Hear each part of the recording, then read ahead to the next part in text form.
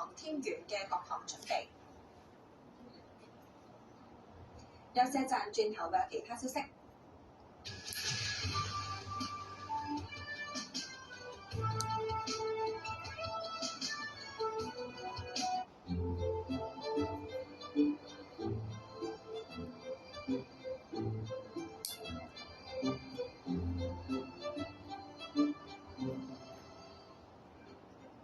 香港同內地每日有大量貨物往來，為咗簡化清關手續同埋加快貨物轉關流程，香港同廣東喺2016年正式啟動跨境一鎖計劃。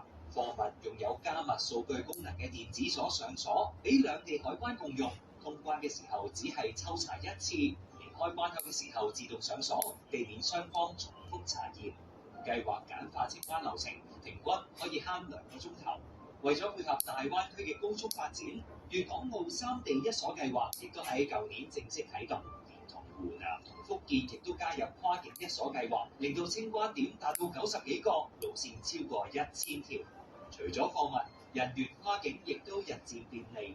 2021年底，入境處推出非觸式e-道，過關嘅時候無需出示證件，只要用手機掃描加密二維碼，10秒就可以完成出入境程序。目前已經有500萬人登記使用。